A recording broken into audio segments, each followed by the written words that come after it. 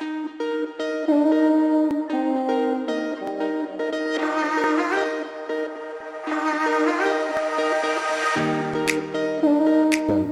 Ngom, je suis enseignant-chercheur à l'École supérieure polytechnique de Dakar, de l'Université Cheikh Anta Diop.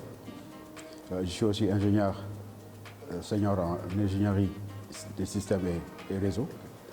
Permettez-moi d'abord en fait, de commencer pour remercier d'abord toute l'équipe du CABETI, par le coordinateur, professeur Maïssa Mbaye, et le responsable des programmes de formation, professeur Amsata Ndiaye. Je pense qu'en fait, nous n'avons ménagé aucun effort pour réussir cette formation. Et je peux témoigner en fait pour dire que la formation est réussie. Dans sa globalité, on a fait 5 jours, dont 2 jours théoriquement et 3 jours pour la pratique. Et je pense qu'à l'issue de cette formation, donc personnellement, j'ai eu à le faire en fait en 3 points.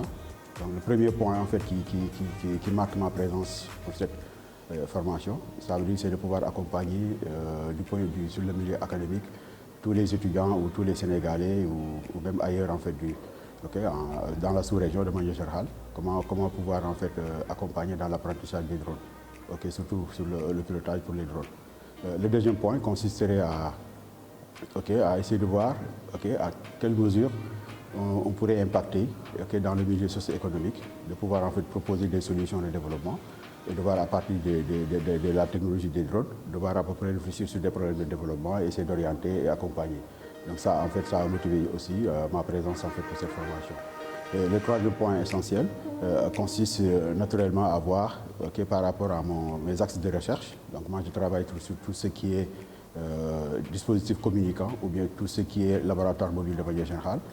C'est de voir comment on peut assurer juste ce qu'on appelle la communication. Donc ça veut dire avec les drones, forcément on travaille en fait dans le milieu sans fil, dans la mobilité.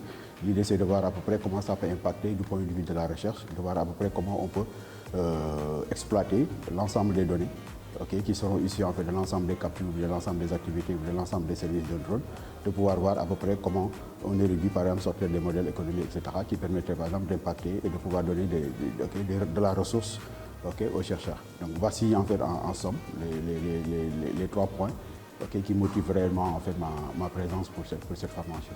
Évidemment.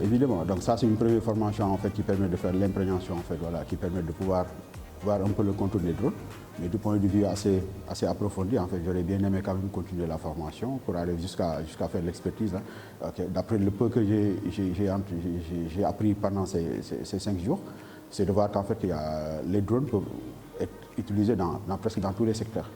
Donc, il s'agira déjà de pouvoir en fait voir à peu près quelles sont les valeurs ajoutées que pouvaient apporter les drones et de pouvoir en fait s'orienter davantage. Donc nécessairement, ça demandera de l'expertise à la fois.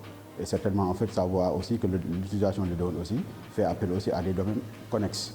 Donc ce qui fait que voilà, en somme, comme nous sommes des enseignants-chercheurs, dans la manière en fait, de pouvoir donner des orientations de programmes, de maquettage, etc., et de maquettes de programmes, etc., ça nous donnera une certaine ouverture pour voir à peu près ces technologies-là, comment on pourrait directement les mettre dans le cursus pour qu'au moins les étudiants, ne serait-ce que les étudiants puissent quand même avoir des notions de base ou bien des notions d'orientation pour pouvoir en fait préparer l'avenir. On peut dire que l'organisation a été parfaite de mon point de vue. Et je pense que déjà il faudra féliciter aussi l'ensemble des organisateurs. La restauration, comme on le dit, donc on a eu quand même reçu de bons plats. Je pense qu'en fait le milieu,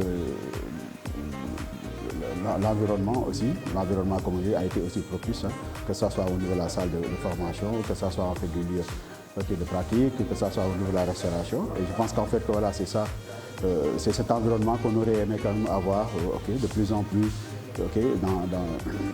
dans les lieux de formation pour pouvoir assurer en fait voilà ce qu'on appelle une meilleure organisation. Donc, en tout cas de mon point de vue personnel, j'ai pas quelque chose à déplorer. Je pense qu'en fait que ça a été propre, ça a été bien organisé et je pense qu'aussi surtout ce qui est le plus important c'est de dire qu'en fait que ça a été fait dans les délais.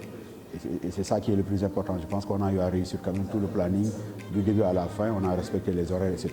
Et ça aussi c'est un point positif aussi dans l'organisation. Et je pense qu'en fait les organisateurs aussi, surtout le professeur Amsata, je pense qu'il a été disponible pendant toute la formation.